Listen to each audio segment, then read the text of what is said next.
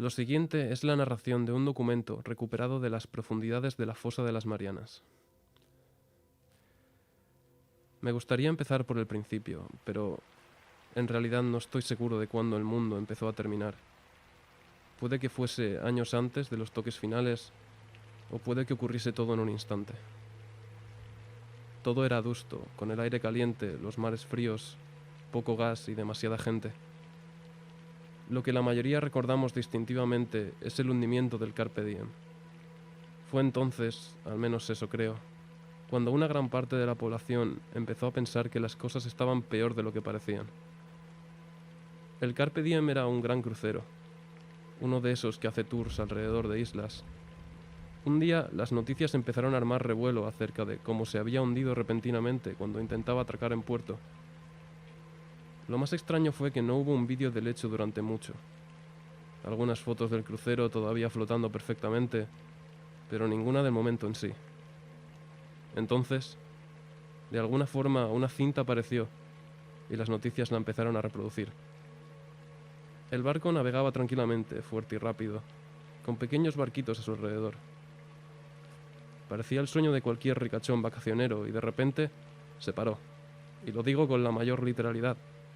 Paró en seco, como si acabase de chocar contra una montaña. Se podían ver personas tambaleándose por toda la cubierta, basura cayendo por la borda, un verdadero desastre. Todo se mantuvo estático durante unos segundos y entonces se pudo ver formar un gran burbujeo cerca de la parte trasera del crucero. La mayoría asumió que era el motor intentando arrancar de nuevo, y entonces emergió el brazo. No sé si era un brazo, pero era algún tipo de miembro, y debía medir al menos unos 30 metros. Subió por la parte lateral del barco y lo partió por la mitad. Lo desabrochó como si fuese un abrigo. Y podías ver a gente dentro gritando y corriendo. Fue horrible. La grabación mostró entonces cómo algo se arrastraba desde las profundidades. Una extraña forma espinosa que arrastró el crucero desde ese hueco que unos instantes antes se había formado por el brazo. Entonces hubo una explosión en la parte de detrás y la cámara enfocó rápidamente al cielo, mostrando un par de jets que volaban estruendosos. Y el vídeo acabó. Recuerdo quedarme parado mirando al televisor, casi sin darme cuenta de cómo el presidente había hecho aparición para declarar el estado de emergencia. Creo que fue 2 o 3 días después cuando la televisión pasó a estar bajo control total del Estado. El Internet fue deshabilitado poco después y apenas un par de semanas tras el incidente, todo lo que se escuchaba era «mantengan la calma, todo está bajo control». Quizá lo más extraño fue lo poco que cambió la vida durante ese periodo. Las facturas todavía llegaban, todavía había que ir al trabajo y a la escuela, todo eso. Es solo que habían muchas más caras de pavor fueses donde fueses, y muchas conversaciones extrañas. Pronto pueblos enteros empezaron a ser evacuados. Había una plaga, unos disturbios, un ataque terrorista o cualquier otra pesadilla. Mi hermano, que vive en el sur, me dijo que hubieron de mudarse por un tremendo incendio forestal, aunque también me dijo que el fuego se movía de manera extraña. Parecía buscar la maleza en vez de viajar de manera uniforme. Aquella llamada acabó abruptamente, cuando me dijo que un hombre estaba emergiendo del bosque cubierto en fuego.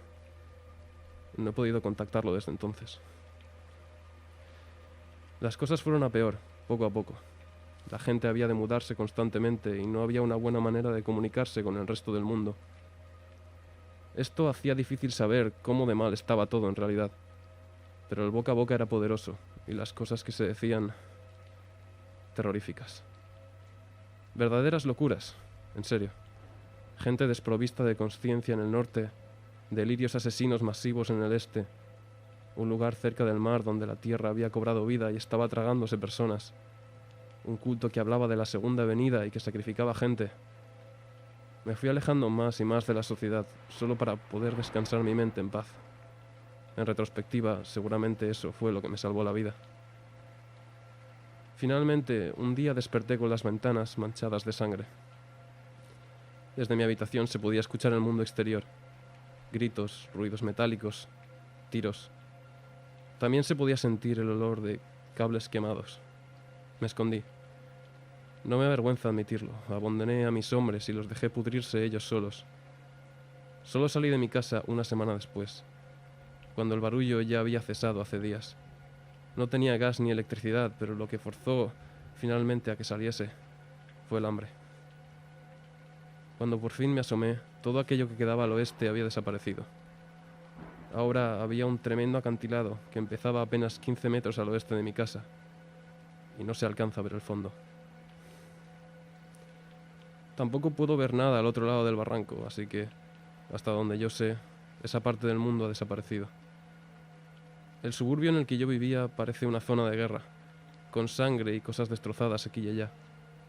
A pesar de todo, nunca he encontrado un solo cuerpo. Eso me sigue pareciendo muy extraño. Robo comida de algunas casas y las traigo de vuelta a la mía. He estado viviendo así durante un tiempo. No sé cuánto en realidad. Puede que hayan sido años, o solo unos meses. Es difícil saberlo a ciencia cierta. A veces el sol se para en un lugar durante lo que diría que son días y días, y otras veces la niebla es tan densa que apenas puedes ver unos palmos enfrente de ti. No estoy solo, no totalmente. Hay cosas ahí fuera. Corro cuando escucho el mínimo ruido, pero creo que son del tamaño de una persona, y parece que les gusta el metal. Hace un tiempo encontré un hombre herido. Iba vestido con una de esas patrullas especiales que solían aparecer en las series de televisión, pero su uniforme estaba destrozado. Lo arrastré hasta casa y hablamos. Me dijo que estaba cazando cuando fue atacado. No quiso aclararme qué cazaba o qué le atacó, pero estaba en muy mal estado. Le di algo de comida y agua y parecía volver en sí un poco. Me preguntó que quién era, si estaba bien, y todo eso. Pareció extrañarse mucho cuando le dije que era la primera persona que había visto desde que el resto del mundo desapareció. También me dijo que el resto del mundo no había desaparecido, que solo estaba en otro lugar. No quiso explicarse más.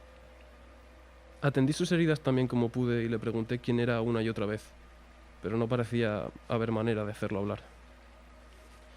Entonces empezó a reír él solo, como si se hubiese vuelto loco.